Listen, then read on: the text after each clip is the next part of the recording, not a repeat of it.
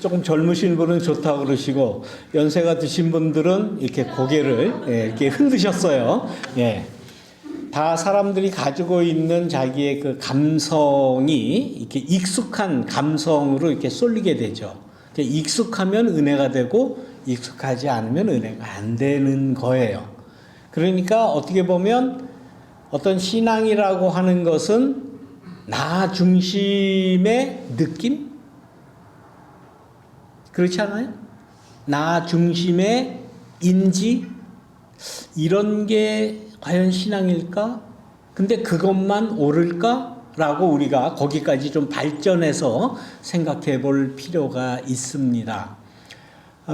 요즘 젊은이들이 모이는 교회, 이게 보통 이 PC USA 교회가 대부분 다 이제 그 연령이 높기 때문에 잘 몰라요. 근데 젊은이들은 이 PC USA 교회나 이 UMC, 그러니까 United Methodist Church, 그 감리교회, 이런 그 기성교단의 교회들을 안 나와요. 왜 그런가 하면 목사님이 딱딱하고 뭐 가운 입고 이렇게 이 강대상도 가운데다 놓고 그냥 규격화된 예배, 그리고 찬양도 성가대 가운 입고 아주 딱 서서 딱 악보 들고 이렇게 하는 그런 것만 하기 때문에 젊은이들한테는 안 맞는 거예요. 젊은이들은 그렇지 않아요. 벌써 드럼 비트 나오죠. 쿵쿵거리죠. 베이스 꽝꽝 울리죠. 그러면 젊은이들은 벌써 다 일어나요. 얘기 안 해도. 그러면서 박수 치면서 찬양을 같이 합니다. 그들의 감성이고 그들의 정서예요. 그들이 가지고 있는 정서가 우리와 다르다고, 저것들은 불경한 불경하다 그렇게 보시면 조금 안 되죠. 그러면 이제 소통이 안 되는 거예요. 거기서부터는. 그러니까 젊은이들이 안 나오는 거예요. 이 기성교단에. 요즘 오늘 들은 이 찬송이 힐송 프레이스 미니스트리라고 하는 이런 찬양을 중심으로 하는 이제 그런 그 대표적인 미국의 이제 교회인데, 이 힐송 그룹은 오늘 부른 이 호산나, 오늘 이 종려주일에 딱 맞는 찬송이에요. 이 찬송을 이렇게 부르면서 이 호산나라는 찬양을 락 버전으로 지금 작곡한 거 아닙니까? 락 버전이에요. 이거는 비트가 있고 쿵쿵거리고 베이스가 꽝꽝 울리고, 그러면은 혈기왕성한 이 심장 이 박동수가 더 아주 빠르고 센 그러한 젊은이들은 이런 찬송을 들어야 은혜가 되는 거예요. 그러니까 우리가 그거를 이제 좀 이해를 하자 하는 의미로 이렇게 조금 우리의 정서와는 조금 틀리지만은 이런 찬송을 드렸습니다. 나중에 헌금 시간에는 정통 찬양을 또 제가 준비를 했으니까 여러분들 너무 섭하게 생각하지 마시고 이해하자. 이해해야 앞으로의 세대와 소통할 수 있고 교감할 수 있다 하는 그런 말씀입니다. 그저께인가요? 러시아에서 그 대형 사고가 또 났죠. 어떤 무슨 공연장에 총격 사건이 일어났습니다. 근데 어떻게 된 게, 얼마나 총을 많이 쐈으면 약 140명이 죽었다고 그러죠. 그 굉장한 일이에요. 그래서 이제 앞으로 이런 대형 공연장에도 가지 말아야 되는 거 아닌가 하는 그런 생각이 듭니다. 요즘 대중가요, 이런 음악, 이런 뮤지션들이 옛날에는 뭐 CD를 내고 그랬잖아요. 근데 CD 같은 거 안 하고 그냥 음원을 만들죠. 음원을 만들어서 다 이 전화기로 또 귀에 꽂고 이렇게 들어요. 근데 그거 듣는 거 다 돈 주고 사서 듣죠. 그렇기 때문에 수익을 올리기 위해서 대형 공연을 많이 합니다. 공연을. 그래서 큰 스테디움이나 뭐 실내 체육관이나 이런 걸 빌려서 그 공연을 하는데 그 공연 예술이라는 것이 아주 극도로 발달이 돼가지고 가보면은 정말 젊은 사람, 특히 젊은이들이 보면 막 환상에 젖는다 그래요. 그래서 젊은이들은 그 비싼 공연인데도 마다하지 않고 그냥 사서 자기 있는 지역에서만 하는 게 아니에요. 뭐 어디 뉴욕에서 한다 그러면 뉴욕까지 비행기 타고 가서 봅니다. 어떤 사람은 한국에서 한다고 한국에까지 갔다 오는 사람들도 있어요. 예, 그런 일들이 많이 벌어지는데 그 위험한 거예요. 사람이 많이 모였기 때문에 무슨 일이 언제 어떤 형식으로 일어날지를 모르는 거예요. 그래가지고 지금 러시아에서 그 공연장에서 그 많은 사람들이 죽음을 맞이하는 정말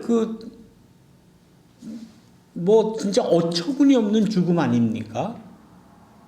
그런 일이 생기게 됩니다. 사람이 많이 모이면 위험해요. 오늘 종려주일 이 날이 이스라엘에서는 유대 나라에서는 유월절이기 때문에 많은 사람이 예루살렘으로 모였다는 거예요. 그때 당시에 인구가 뭐 전체적으로 얼마인지는 모르지만 대략 30만에서 40만 명이 예루살렘에 운집했다고 그래요. 지금도 3, 40만 명이 모였다 그러면 뭐 엄청난 건데 그 옛날에 교통편도 뭐 마땅치 않고 대부분 걸어서 왔지 않겠습니까? 뭐 말 타고 온 사람이 뭐 몇 명이나 됐겠습니까? 대부분 다 걸어서 6월절에는 반드시 이 예루살렘 성전에서 하나님 앞에 제사를 드려야 된다라고 하는 이 유대교 성전 종교의 관습에 따라서 예루살렘에 모인 거예요. 그러니까 사람이 그렇게 많이 모인다 그러면 누가 제일 긴장하겠습니까? 권력자들이죠. 헤롯 왕권이죠. 또 거기에 아울러서 로마의 식민 지배 체제였으니까 로마 총독부가 긴장을 했겠죠. 그래서 성경에도 나와 있지만은 율법사들과 대제사장들이 뭐라고 그랬습니까? 지지난주에 제가 말씀드린 말씀이에요. 사람들이 많이 운집하니까 이 유월절은 피하자.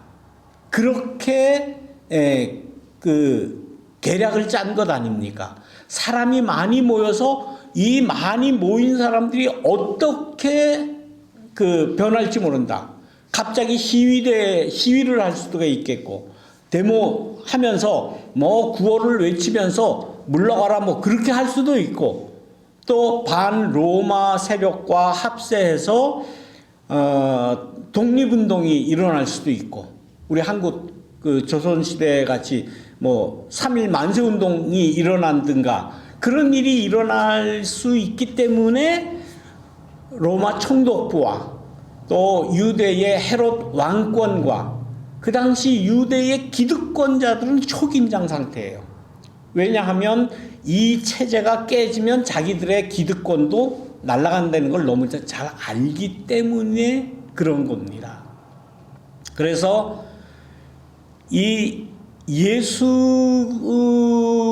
이 자를 반드시 없애야 우리의 기득권이 유지가 되는데, 유대의 왕권도 헤롯 왕권도 유지가 될 거고, 율법사나 대제사장이나 이 종교 권력자들도 그 기득권이 그대로 유지가 될 텐데, 나아가서 로마 총독부도 식민 체제가 그대로 유지가 돼야 되는데, 요거를 깨지 않기 위해서 군중들을 자극하지 말자.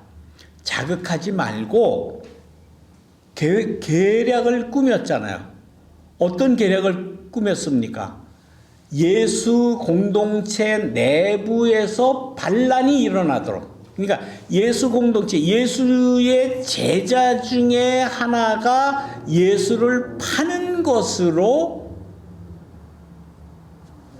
계략을 꾸민 것 아닙니까? 물론 가롯 유다라는 자가 자기가 생각했던 그 메시아, 자기가 생각했던 그 예수의 관과 틀려져서 약간 괴리가 생겼다는 것은 성경에도 나와 있습니다. 그러나 이 군병들이, 성전 경비병들이 먼저 유다에게 이야기하지 않습니까? 내가 너에게 은전을 주겠다. 내가 너에게 돈을 주겠다. 가룟 유다가 먼저 내가 돈을 주시오. 내가 예수를 팔겠습니다. 그렇게 한 게 아니에요. 계략자들이 유다에게 가서 조금 작은 어떤 그 빌미를 먼저 줬겠죠. 뭐 의심하는 이야기를 했던가, 어디 누구를 통해서 제자 중에 유다가 예수에 대해서 좀 반감을 가지고 있다라는 그러한 그 빌미를 주었겠죠. 고기를 뚫고 들어와서 내가 너에게 돈을 줄 테니까 예수를 팔아라. 그렇게 얘기를 했던 겁니다. 예배 전에도 제가 잠깐 말씀드렸지만 오늘 예수님께서 예루살렘으로 입성하는 그 시츄에이션이 어떤 시츄에이션인가 하면 많은 사람이 40만 명, 뭐 정확하지는 않죠. 10만 명의 차이가 있으니까 아무튼 40만 명이라고 일컬을 수 있는 많은 사람들이 예루살렘을 중심으로 성전에 꽉 모여 있는 그 상태에서 예수님은 계획을 세웠던 거예요. 제자들한테 가서 야, 저기 어느 집에 가면은 망아지 하나가, 나귀가 하나 묶여 있을 텐데 그걸 좀 가져와라. 망아지라고 하는, 나귀라고 하는 것도 예수님이 지정을 해줬어요. 큰 말 가져오지 말고 쬐끄만 망아지 하나 그거 데리고 와라. 내가 그걸 타고 예루살렘으로 올라가겠다. 이런 이야기가 막 그 민중들 가운데 퍼지자 많은 예수를 따르는 많은 무리들이 이제는 때가 됐다. 이제는 예수님으로부터 뭔가 사인이 왔다. 그리고서는 다 나가서 자기의 옷을 벗어서 그 예수님이 가는, 낙이 타고 가는 그 앞길에다가 다 이렇게 널어놓고 그 위를 밟고 지나가라는 거죠. 그건 뭘 의미합니까? 당신의 의지와 당신의 뜻에 우리는 전적으로 동감합니다. 당신에게 권위를 부여할 것이고 당신이 하는 일이 옳고 당신이 하는 그 일을 하십시오. 거기다가 종려나무 가지 팜 트리를 꺾어서 그걸 흔들었다는 거예요. 그거는 예수님에 대한 찬동, 예수님이 버리시는 이 예루살렘 입성 퍼포먼스에 대한 동의를 이야기하는 것 아니겠습니까? 그런데 이런 일이 전에는 있었겠어요? 전에 없었어요. 이런 일이. 예루살렘에 입성하는 것을 예수님이 그 퍼포먼스를 이루는 것은 그 전에 로마 총독이 예루살렘 성에 입성하는 것을 패러디한 거예요. 우리를 지배하고 우리를 억누르고 우리의 이 유대 땅에서 생겨나는 많은 그 수확물과 많은 가치들을 로마로 빼돌리는 그 총독이 유대 나라를 지배하는 상징으로 나타나는 예루살렘 그 지배, 예루살렘 그 성으로 침략해 들어가는 그 모습을 예수님은 패러디한 거예요. 총독이 예루살렘으로 쳐들어갈 때 어떻게 합니까? 당시 로마의 군부의 정책은 어느 식민 지배지에 가더라도 로마의 그 위대함을 나타내기 위해서 많은 군마들을 앞세웁니다. 그리고 군마뿐만 아니라 많은 그 휘장을 이렇게 만들어서 휘날리면서 그 말들에게 그 화려한 장식을 입히고 장군들도 장수 옷을 입고 칼을 차고 창을 휘두르면서 모든 무기를 다 앞세워서 그 예루살렘으로 들어갔던 거예요. 그러면서 유대 사람들의 길을 죽이는 거죠. 너희들 까불면 죽는다. 잘 들어. 칼 맞을 수 있어. 그거예요. 그러면서 이 총독이 예루살렘으로 들어가서 예루살렘을 지배한 겁니다. 예수님은 이제 마지막 정말 긴장된 그 순간에 이게 지금 퍼레이드를 벌인다고 해서 이게 화려하고 뭐 축하하고 뭐 페스티벌을 하듯이 즐거운 일이 아니에요. 일촉즉발의 긴장이 감싸 있는 그러한 분위기입니다. 그러한 분위기에 예수님이 총독이 그 멋진 군마를 타고 가는 것을 패러디할 때에 왜 나귀를 탔을까? 나귀. 말 종류 중에 가장 작은 것 아닙니까? 건장한 예수님이 약 30세에 그 건장한 예수님이 그 나귀 위에 올라탔다면 그 나귀가 어떻게 되겠어요? 띠뚱띠뚱거리겠죠. 띠뚱거리면서 가는 모양도 장군의 모습이 아니라 이건 뭐예요? 그냥 우스꽝스러운 모습이에요.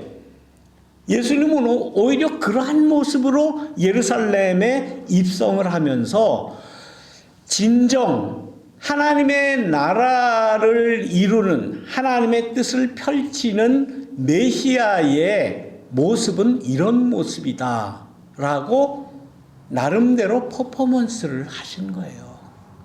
칼 가지고 지배하는 거 그거 오래 못 갑니다. 권력 가지고 지배하는 거 그거 얼마 못 가요. 경찰이라고 하는, 검찰이라고 하는, 권력이라고 하는 거 그거 자기네가 가졌다고 휘두르고 사람들 마음대로 잡아가고 압수수색하고 잡아다 넣고 얼마 못 가요. 얼마 못 가요. 지금 한국에서 이루어지는 일 여러분 다 보시잖아요. 저거 얼마나 가겠어요. 잘못된 것은 반드시 바로 잡힐 수밖에 없고 그것이 하나님의 뜻이다 라는 것을 예수님은 지금 자기가 예루살렘으로 들어가면서 지금 예루살렘으로 들어가면 잡힐 수밖에 없어요. 예루살렘에 올라가면 예수님은 체포될 수밖에 없어요. 그 체포됐잖아요. 그리고 고난받을 수밖에 없어요.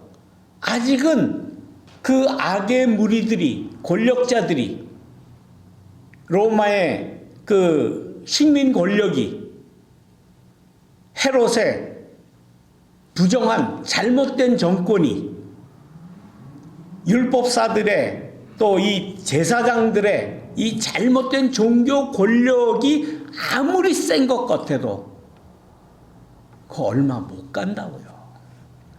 역사가 증명을 하는 거 아닙니까? 예수님의 고난이, 예수님의 예루살렘 입성이, 그리고 예수님의 그 권력에 의해서 예수님은 십자가에 달려 죽었지만은 그러나 예수님을 따르는 그 많은 사람들이 경험한 부활한 예수를 만나고서는 모든 사람이 예수는 부활했다. 너희들이 죽였지만 예수는 안 죽었다. 예수는 우리 가운데 살아있다라고 증언을 하는 것 아닙니까? 그것이 아직까지 2000년이 지난 지금까지 우리에게 전해진 거예요. 그것이 그리스도 부활 신앙이에요. 다른 거 아니에요. 예수님의 고난과 예수님의 부활이라고 하는 우리는 종교적인 그 사실이라고만 생각을 하지만 그것이 그 당시 시대에 실제로 있었던 역사적인, 더 정확하게 이야기하면 정치적인 역학 관계에서 나온 결과예요. 그것이. 그걸 우리는 알아야 돼요. 역사를 알아야 돼요. 그 당시의 역사가 사실적으로 이루어진 역사가 무엇인지를 전혀 생각은 안 하고 예수님 오셔서 고난받고 부활해서 나는 예수님 믿으면 구원 얻는다. 얼마나 유치한 신앙입니까? 유치한 신앙이에요. 그걸 아직까지도 교회에서 목사들이 가르치고 있어요. 그 유치한 거를. 본문에 보면 그 당시 많은 사람들이 예수님이 오신다는 소리를 듣고 환호했어요. 아, 정말 우리의 구세주가 오셨다. 호산나, 주님의 이름으로 오시는 이여. 호산나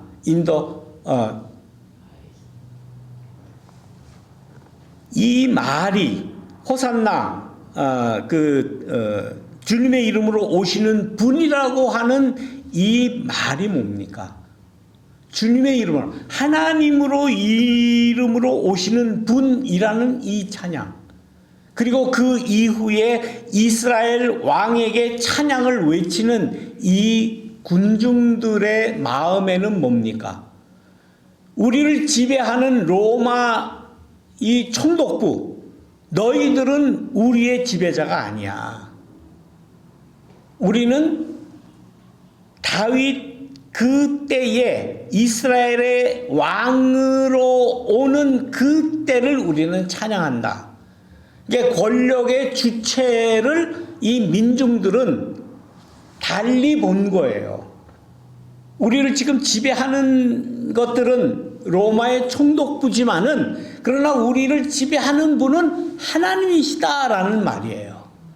그러한 의미로 이 가지를 휘두르면서 예수님의 그 예루살렘 입성을 찬양했던 겁니다.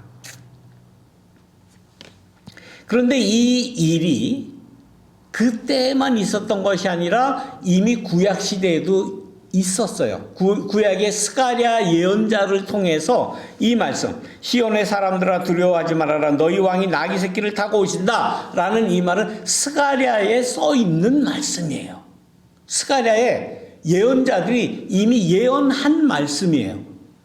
그런데 생각을 해보세요. 그 당시 많은 예루살렘에 모인 그 많은 그 민중들이 구약에 있는 예언서를 기억을 할까요? 못해요. 요즘에는 성경책이라도 있지. 요즘에는 성경을 잘 해석해 놓은 해설서도 많지. 그전에는 아무것도 없었어요. 그야말로 스가랴서가 있다는 것은 어떻게 주워는 들었겠지만 이런 말이 있는지 몰라요. 그 사람들은. 일반 민중들은. 그러나 구약에 예언됐다는 사실을 몰랐지만은 그러나 하나님의 기본적인 뜻은 알고 있었다는 거예요. 다시 말하면 민심이 천심이다라는 말과 똑같이 우리는 하나님만 믿고 하나님이 주신 그러한 그 세상을 만들어야 된다. 그런 세상에 우리가 살아야 된다라고 하는 그 민심은 배우지 않았어도 누가 가르쳐주지 않아도 알고 있었다는 거예요. 그것이 바로 하나님의 뜻이죠. 그것이 하나님의 뜻이죠. 이 이야기, 이 15절에 있는 이 스가랴서의 예언서는 나중에 요한복음이 쓰여질 당시 요한복음의 저자의 해석이에요. 요한복음 저자가 구약에 있는 말씀과 대조를 해보니 어쩜 그렇게 똑같아. 구약의 예언자들이 참 구원자로서 오는 메시아의 모습은 병거를 타거나 군마를 타거나 장관을 이루는 그러한 모습이 아니라 겸손하게 나귀를 탄 모습으로 진정한 그 왕이 온다라고 예언을 했던 거예요. 나중에 요한복음 저자가 알고 보니까 구약의 그 예언자의 말씀과 이것이 같았다라고 지금 여기다 적어 놓은 겁니다. 그러니까 그 당시에 예수님이 예루살렘 들어가실 때에 그 예루살렘에 모였던 민중들은 모르는 거예요. 모른다고 하지만 구약에 있는 예언의 말씀을 모른다고 하지만 기본적으로 인간이 사는 이 세상에 진정한 리더가 누구냐? 진정한 권력을 가진 사람은 어떤 모습이냐? 진정으로 이 이스라엘을 많은 사람들을 살리고 보호해 줄 수 있는 왕이 어떤 모습이냐라는 것은 알고 있었던 거예요. 민심이죠. 민심. 천심이죠. 그래서 요한복음은 이야기하잖아요. 제자들도 몰랐다. 모르는 거예요. 그때 모르는 거예요. 예수님 당시에 두 가지 역사에 대한 사관이 흘러내려옵니다. 하나는 그 지배자들 중심으로 내려오는 사관이에요. 또 하나는 민중들에게 의해서, 민에 의해서 형성된 역사관, 두 역사관이 이렇게 흘러옵니다. 구약에서도 그렇고 또 예수님 당시에도 역시 마찬가지예요. 지금도 마찬가지예요. 지금도. 우리가 한국의 역사를 뭐 얼마나 잘 아시겠죠? 한국의 역사를 배울 때 어떻게 배웁니까? 조선시대다 그러면 조선시대 역사가 뭐냐 그러면 먼저 뭘 외웁니까? 태종태세 문단세 그거부터 하잖아요. 왕 중심의 역사를 우리는 외우고 이게 역사네 그러고 있는 거예요. 반면 근세 이후에 한국 역사를 올바로 잡아야 된다라고 하는 사람은 어떤 사관을 가지고 있습니까?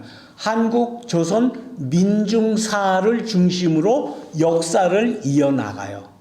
조선시대의 민중들이 어떻게 살았느냐, 조선시대의 민중들이 어떤 고생을 했느냐, 어떤 착취를 당했느냐, 사관이 틀린 거예요.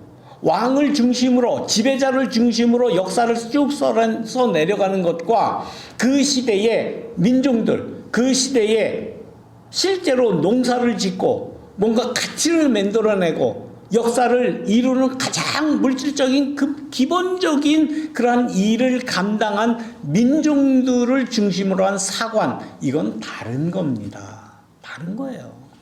미국도 마찬가지예요. 미국의 역사 그러면 대부분 어떻게 합니까? 콜럼버스가 미 대륙에 들어와서 그다음에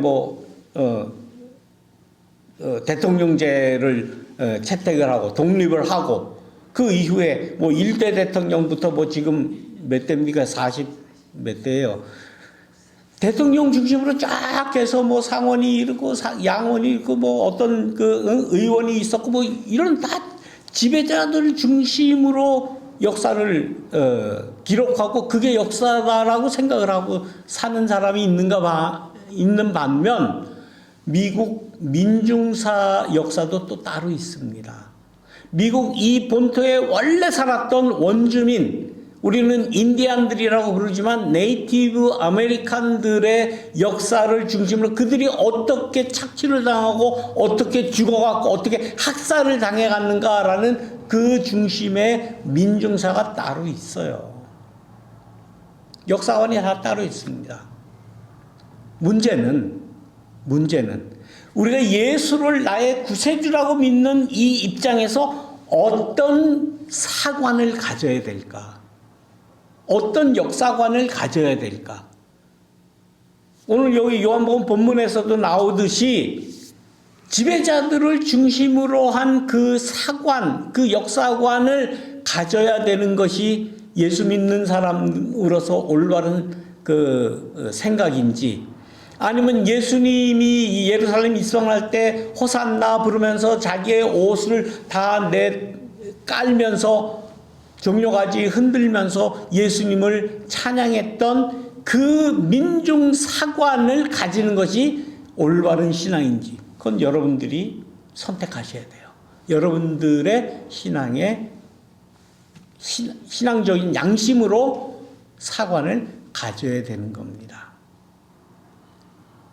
우리가 성경을 볼 때에 오늘같이 예루살렘 입성할 때 찬양했던 그 사람이 있었던 반면 빌라도의 재판에 성경정에서는 뭐라 그럽니까? 예수를 잡아 죽여라. 십자가에 못 박아라. 예수 대신 바라바를 살려줘라. 예수는 죽여라. 라고 외친 그 사람들은 그럼 뭐냐? 같은 사람이 아니에요. 어떻게 같은 사람이 한 입으로 두 가지 견해를 이야기할 수 있겠습니까? 다른 견해를 가지고 있어요. 제가 볼 때 분명해요. 그것은 율법사들과 이 제사장들 또 헤롯 왕권 로마 총독부에서 만들어낸 조작해낸 언론이에요. 조작해낸 그러한 자기들의 입장을 이야기하는 쉽잖아요. 매수할 수 있어요. 돈 주고 살 수 있어요. 자기를 지지한다는 사람 갖다가 야, 너 이렇게 좀 떠들어라. 그렇게 할 수 있는 것 아닙니까? 그런 거예요. 인간의 역사가 그런 거예요. 그런 것을 우리가 간파할 수 있는 그런 그 신앙의 자세가 필요하지 않을까요? 오늘은 축제의 날이 아니에요. 오늘부터 예수님의 고난이 시작되는 그러한 날입니다. 이러한 예수님을 중심으로 일어났던 일련의 그 예루살렘 입성과 예수님의 고난의 이 모든 것을 놓고 볼 때에 내가 어떤 사람의 입장에 서야 될까? 예수님의 예루살렘 입성, 그것도 화려하지도 않고 장엄하지도 않고 멋있지도 않고 정말 꼴불견인, 그야말로 꼴불견이죠. 그 띠뚱거리는 그 나귀 타고 가는 예수님에게 우리를 구원하소서 호산나 주님의 이름으로 오시는 이여라는 그러한 찬양을 드리겠습니까? 아니면 저 예수를 잡아 죽여라. 저 예수를 십자가에 못 박아라. 라고 하는 그러한 역사관, 그러한 입장을 취하시겠습니까? 우리의 선택입니다. 내가 선택해야 돼요. 누가 이렇게 믿어라, 저렇게 믿어라. 저는 그렇게 안 합니다. 여러분들이 스스로 느끼는 대로 취하세요. 저는 절대로 예수를 십자가에 못 박아라 라는 그러한 사람들의 입장을 취할 수 없어요. 꼴불견이지만 띠뚱거리는 예수님의 우스꽝스러운 그러한 예수님의 모습이지만 내 우도시라도 벗어서 그 가는 앞길에 깔아주고 예수님을 그 나뭇가지를 들어서 찬양했던 그 민중들의 예수를 따르는 많은 그 군중들의 입장이 나의 신앙이다라고 저는 고백하고 싶어요. 선택의 문제입니다. 그래서 신앙을 갖는다는 것은 그렇게 쉽지를 않아요. 그러한 그 힘의 역학관계가 지금에도 우리가 사는 이 시대에도 이 21세기 이 백주에도 일어난다고 하는 사실을 우리가 알아야 된다는 거예요. 그거 생각하지 않고 나는 예수 믿어 구원 얻었네. 그거 소용없어요. 저는 절대로 구원 못 얻는다고 난 확신합니다. 그런 인식 가지고는 구원 못 얻어요. 예수님이 어떤 모습을 하셨는지, 어떤 입장을 취하셨는지, 누구를 사랑하셨는지, 그런 역사적인 힘의 역학관계에서 어느 쪽 편을 드셨는지를 우리가 판단을 하고 예수님 쓰셨던 그곳에 가야 우리의 구원이 있다라고 저는 확신을 합니다. 예수님 예루살렘 입성하신 이 날에 우리의 신앙이 한층 더 성장되기를 바랍니다. 더 올바른 선택을 하시기 바랍니다. 올바른 신앙을 갖기를 주님의 이름으로 축원합니다. 기도하겠습니다.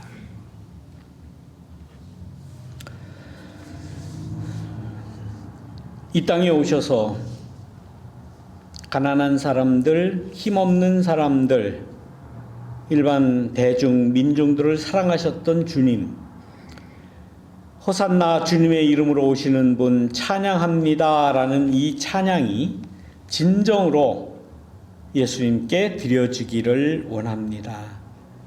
이러한 말씀을 보면서 우리의 신앙의 선택을 올바로 잘 할 수 있도록 인도하여 주옵소서. 감상에 젖어서 그냥 영광에 젖어서만 살지 않게 하시고 사도 바울의 고백과 같이 그리스도의 남은 고난이 무엇인지를 깊이 깨닫는 우리가 될 수 있도록 인도하여 주옵소서. 감사드리며 예수님의 이름으로 기도드립니다. 아멘.